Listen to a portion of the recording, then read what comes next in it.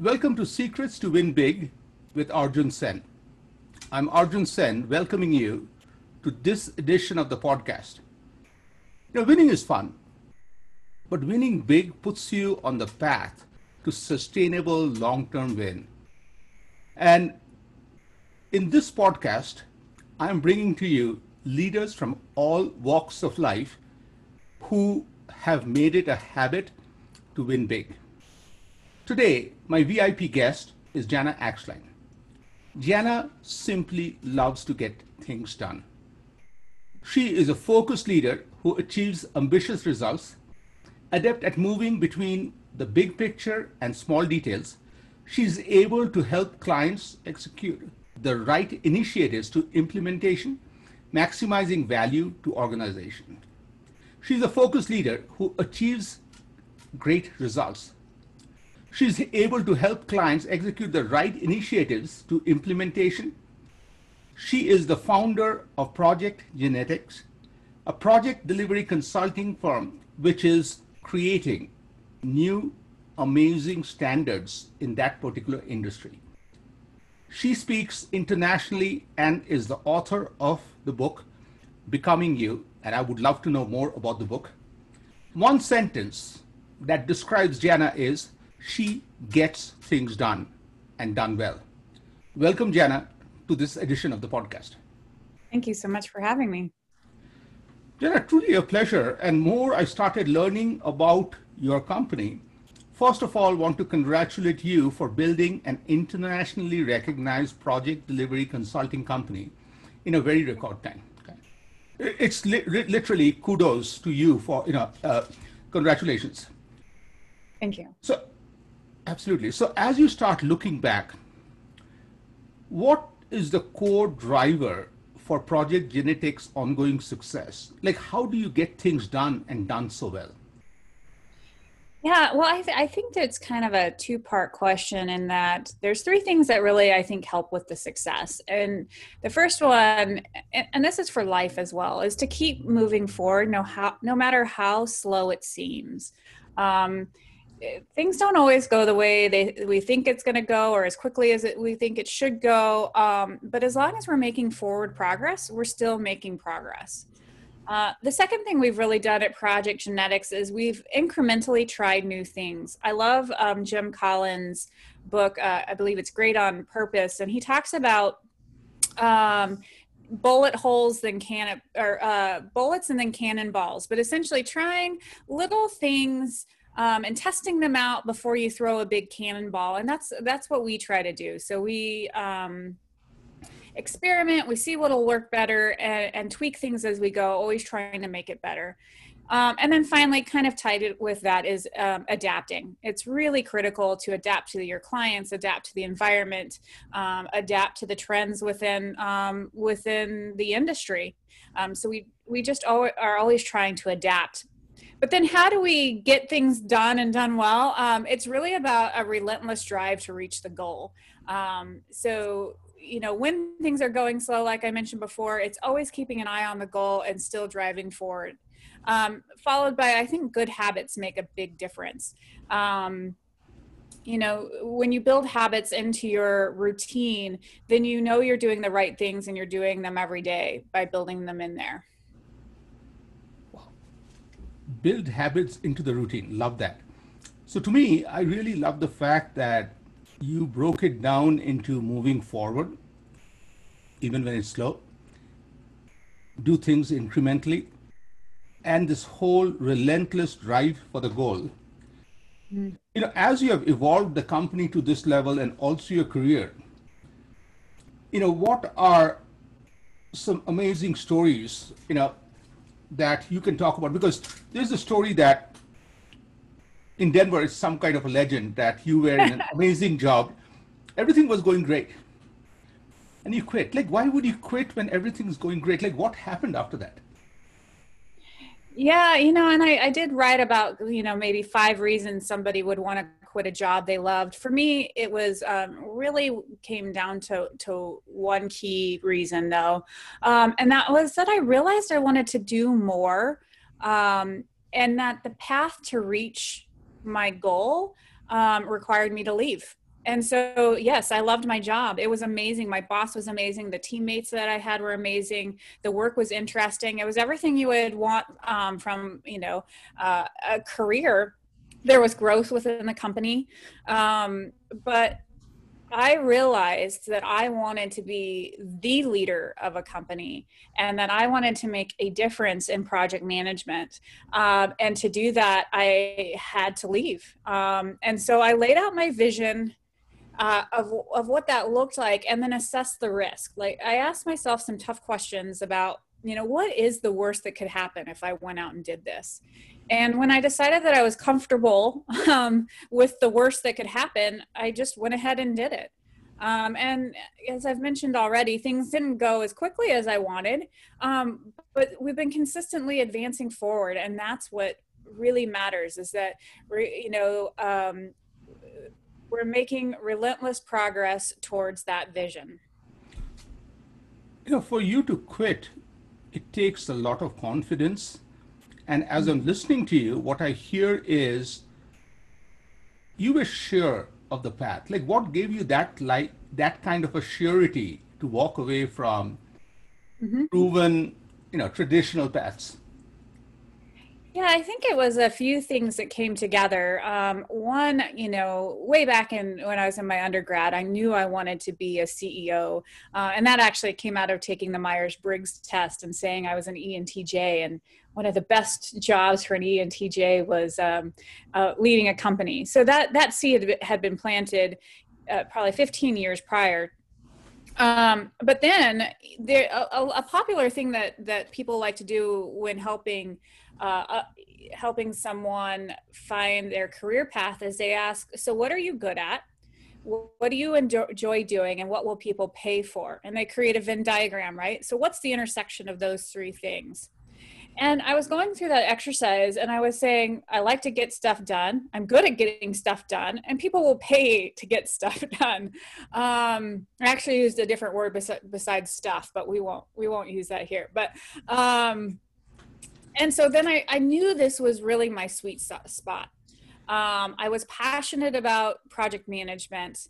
I wanted to lead a company. And then, so those two things happened. And then I saw an opening in the marketplace. And really that was understanding that there was this gap within consulting in the technology space, where a lot of consulting firms seem very focused on the technology and the specific tech resources, meaning like architects and developers and testers, and project management just always seemed like an afterthought. But I could see that a reason a lot of projects were failing was because they didn't have the right project leader in place. And so that was the space I wanted to go out and get. So when I had passion and I had a vision and then there was an opportunity, those three things combined to allow me to go out and start the company. So if you're joining in late, you're listening to Jana Axline, founder of Project Genetics, who has a very simple principle. She just gets things done and done well. And what she just helped me understand that you say, I quit, and jump in the moment you find what you're good at, what you enjoy doing, and of course, what somebody, and I'll just pay obscenely, I just add the word, for what you do. And that, taking it from a layman's simple words, then you put it on the business side of word by saying passion, vision, and all together, when you start building the objectives and the goals, it just becomes incredible. Yep. So I get it where you found your passion. Now, building a company is a little different. Okay. So as you're forming your team and getting the right kind of talent, how did you build the team? Like what were traits most important in future leaders? And how does all that make Project Genetics win? Yeah, we spend a lot of time focused on trying to find the right people. Again, I like the analogy of get the right people on the bus. Jim Collins had a big impact on my leadership thinking, and I really relate to getting the right people on the bus. And so some of the top three qualities I look for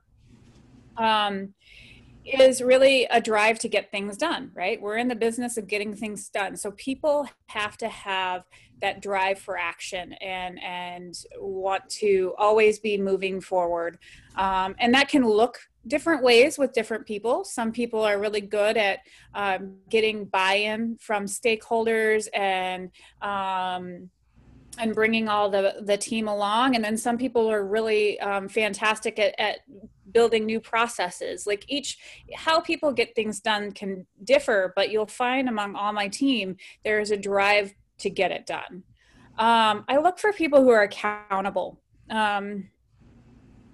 If people are accountable, they build trust with the team, so that if something inevitably will go wrong on a project, right? But everybody will know that this person will rectify it and will own up to maybe where they misstepped, or they have trust that this person will be able to guide the rest of the team back onto the right track. So I find that's really important, accountability. And then the last thing I like to nurture is people who always want to grow. Growth is critical. I really have an issue with people who just get stagnant.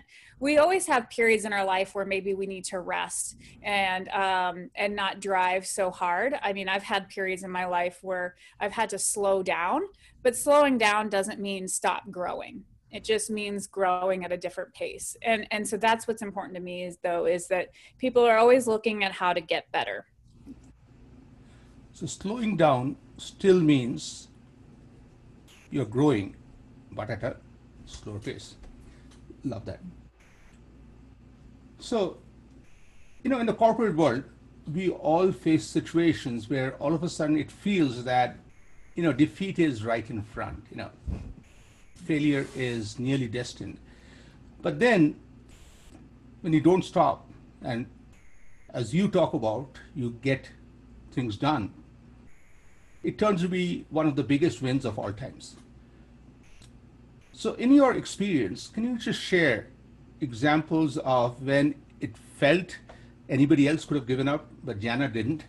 And what forced you to try through and get to one of your biggest wins? Yeah, I kind of want to talk about this in two different ways, because in the corporate world, we help clients with failing projects all the time, and I'll get to that in a moment. But the best example of something where I was failing was actually more in my personal life, where we were building a new house and having to sell our current house, and we had planned a year in advance, because obviously it takes a long time to build a house, on how all of this was going to work. And we had worked with our finance team, and we had a plan, and we knew how it was supposed to happen. And everything fell apart 2 months before we were supposed to close. To the point where every morning I would wake up with anxiety attacks trying to figure out how we were going to be able to pay for this house. And we had put $100,000 down on the house to begin the build, that if we didn't close on that house, we wouldn't get the money back. And I reached the point where I was like, I wanted to walk away. I was willing to walk away from $100,000 because it just seemed so insurmountable. But, it was in that moment, I'm really blessed to have a great husband that he was like, you just need to keep moving forward. Just keep trying, just keep iterating, and we will figure it out. And sure enough, it all came together. We were able to sell our old house. We closed on our new house. We moved in, and it all worked great. But there was a point where I was ready to give up. But I kept moving forward. And so to me, when the most important things in order to navigate failure are really to continue moving forward. It's like trudging through the mud, but taking each step, realizing that, again, even though it might be slow, you're making progress toward the goal. The second thing I think is really important is there's a lot of power in perspective. it's very important to maintain perspective, because when you're in the middle of it all, it seems much worse than it really is. And so a great speaker out there is Rory Vaden, and he talks about, he likes to often talk about the analogy, will this matter in a year? Will it matter in 5 years, 10 years, 50 years? Make sure that you're keeping it in perspective, because that will help you control your response. And then finally, it's about assessing and adapting, right? Constantly assessing the current situation and asking yourself how you can adapt what you're doing. And that's how we help our clients. We go in there and we help them assess their situation, and then adapt it to being able to be successful in the projects that they're undertaking. And you also had mentioned about use the same principle with clients who are going through a difficult project, not a failing project, but not going well. So how do you use this same insight to turn those projects around? What advice would you have for those listening? Yeah, I mean, that's exactly what we do when we come in, and you can do this yourself. Like, you don't always have to bring somebody else. But if I were managing a project that was failing, it's almost like putting on another hat and looking at it from another perspective and saying,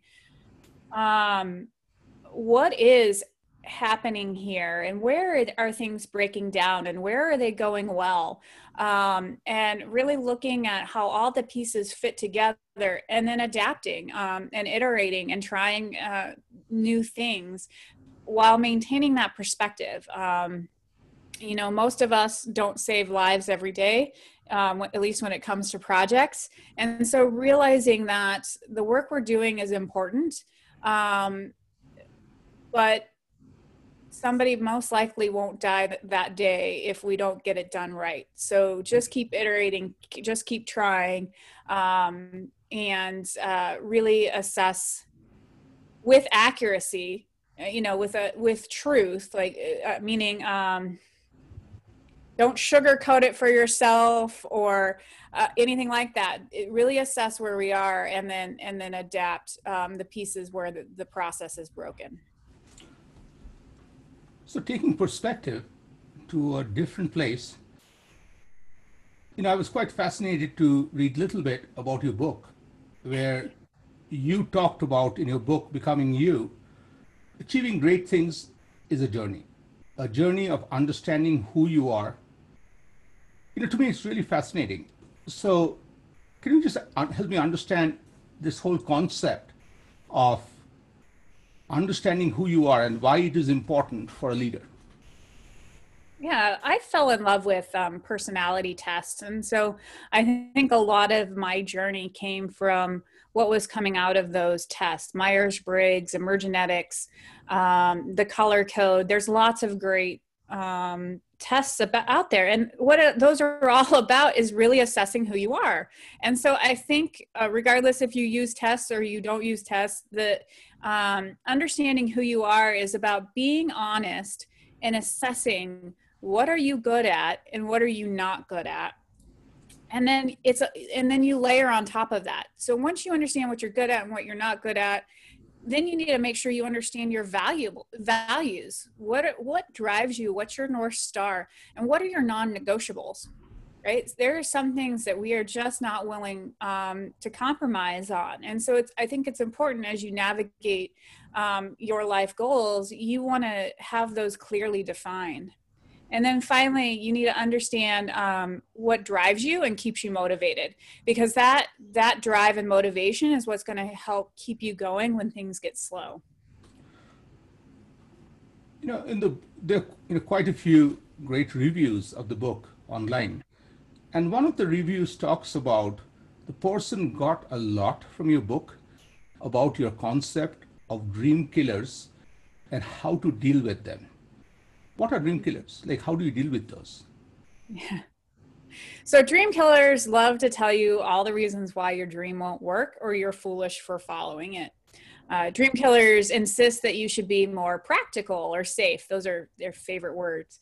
They often disguise themselves as common sense, like why would you do something like that? No one does it that way. Or are you sure you should pursue that? What if you don't make enough for a living?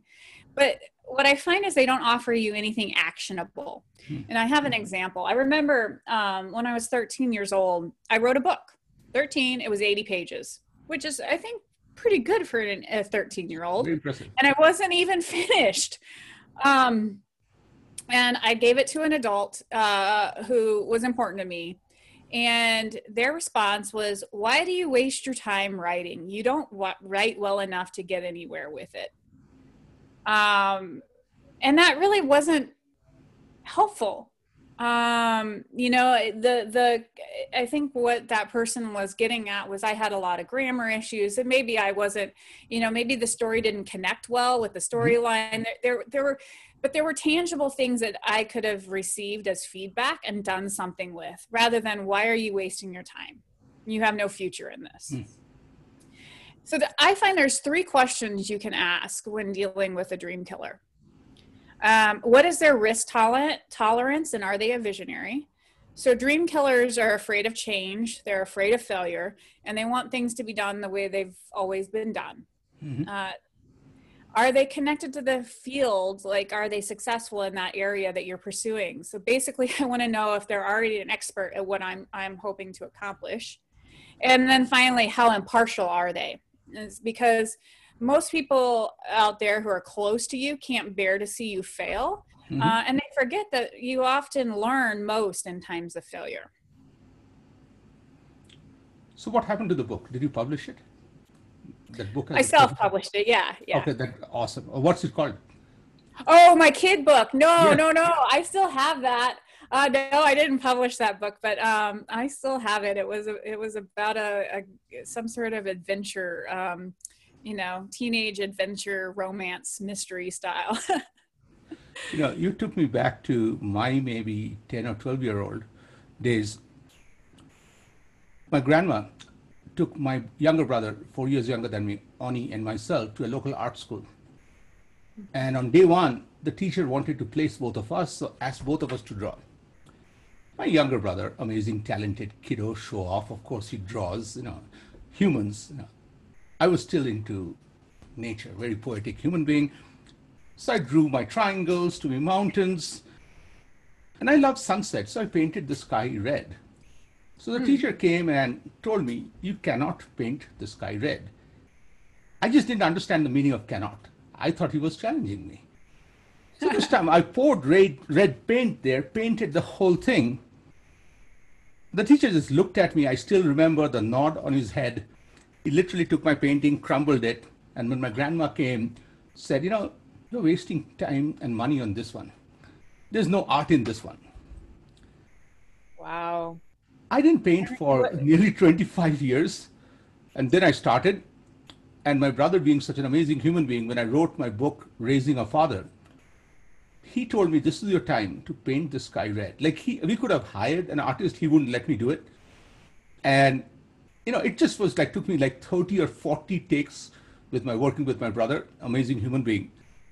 But I got my red sky. I just did. And to me, I really get it when you're talking about is a person who is risk tolerant, as you said, wants to do the same thing, same way, has some credibility in the field, but maybe not, that cannot see ahead.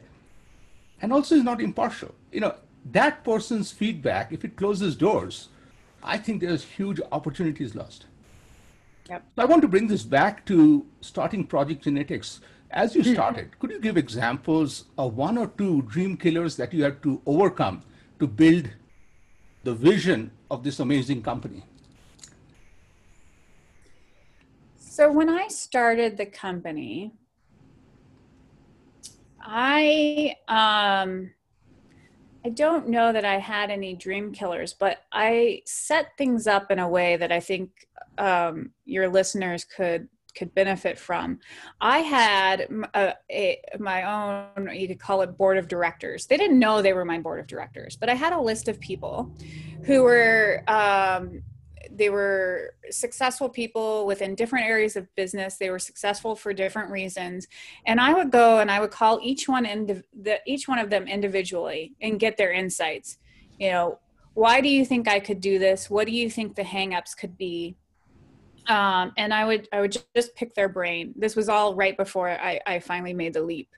And I would just ask them all the same question. But each time it was one-on-one, and I would get their feedback, and I brought all that feedback and I assessed it. And I think it's really important that you listen to all types of feedback, but then you assess it for whether or not it's true. Because that is just their perspective, and it could be very different from what reality is. But I tried to pick people with different perspectives so that I could see every angle. And then once I started my company, I went out and I started building connections with other people, like potential like the people who could be buyers. And I would go and I would ask them, hey, I'm starting this company, and this is what it's going to be all about. What is your perspective as a person who buys this type of product? What are you looking for? And how do you think I'm positioned to do this differently? And that was really good insight. Taking time, just having coffee and lunch with different people, like CIOs, VPs of technology, folks like that, and getting their perspective on what I was trying to build.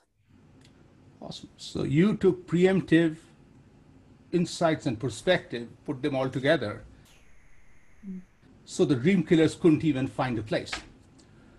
Yeah, the closest thing I had to a dream killer was, and it really isn't dream killing, but my mom always worries for me, and she is very much a person who is into stability. That's an important, like, that's one of her values, is stability. And so this idea of going out on my own and not having a company paying my paycheck, she was worried for the stability. But I had assessed all that risk ahead of time. And I knew that if for some reason I didn't get paid, over 3 months, I had a plan on how I would address that. So I had already accounted for that risk. And she did it because that was her perspective, because that was her, what's important to her. So if you take all these different insights, like you gave the audience so many insights today and learning, if Jana today goes back to Jana at college, just before the project management class, the day before, and gives her an advice, what would be a few things you would love to tell that Jana? Well, I would love to go back 20 years to when I was in my undergrad. And the advice I would give would be to be an intern. Every summer or at every opportunity, intern at different companies, because it would have been so valuable for me to try out different things and start to get a better understanding at what I was good at and how that translated into something that people would pay for, because it took me a very long time to figure that out. I was a registered sales assistant for Smith Barney. I was a legal secretary. I catch shoplifters. I worked in retail, customer service. I was a barista at Starbucks. I made television commercials at a movie studio. I mean, I did everything, all these career fields, and it took so long to find something I enjoyed. And I think if I had maybe interned at corporations where those opportunities are available, I could have figured it out faster. But if I were to go back maybe just 10 years, I would advise myself to build a stronger network. I'm very kind of checklist focused, as you probably could tell through this conversation. And so I like to get things done. But I have a hard time building relationships because I'm so busy doing things. So that would have really helped me starting off Project Genetics if I had a better network. So extension of that, as you mentioned, you have processes in every aspect of work. And I've also seen that in the business side, success that is planned and has a process around it can be repeated. The rest of the success is decently random. It may happen, may not. And most leaders, I love to know, so when you wake up in the morning and getting into work mode, what's the first thing that you think of? And when you are just winding down your work day, what's the last thing you think of? Like from a process person like you, I think the audience would love to know exactly what you do. Well, I think that's more of a do as I say, not as I do type of scenario. Because really how I would like to start my day would be to read the Bible and reflect on, kind of that personal growth. And I'd like to end the day with reflection on what happened and how I could improve. And what are those top things top priorities for the next day. But in reality, because I'm transcontinental in the work that I deliver, I wake up with what did I miss? And so I'm that bad person who rolls over and I grab my phone and I read email in my bed. And then I move into the reflection. But all the top business books out there say, don't read your email in the first 2 hours, but I do, but then I put it down, because I have peace of mind, and then I can do some reflection.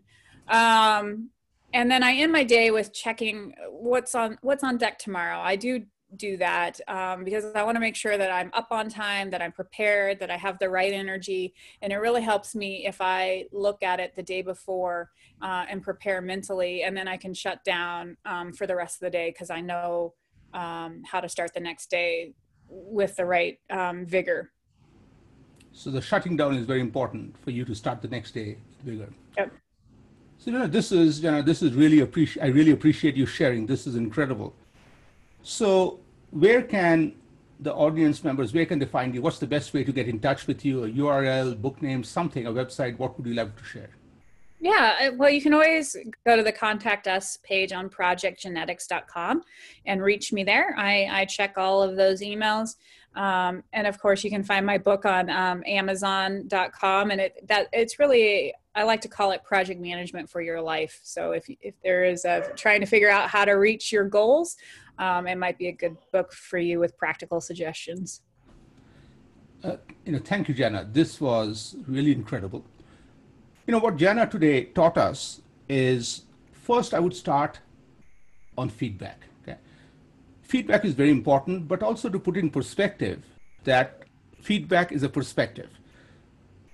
There are roles, times in life you need to get the feedback, but the moment you get different feedbacks to be absolute truth, that's where you get into confusion, that's where you get into trouble. Another insight that really hit home was moving forward, even however slow things get, because you always have to move forward.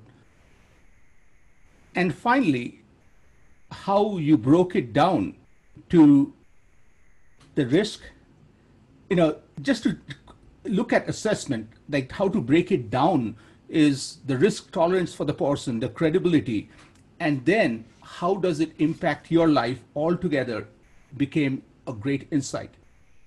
But my biggest take from today is how you assess risk so brilliantly, as if you go into future and coming back.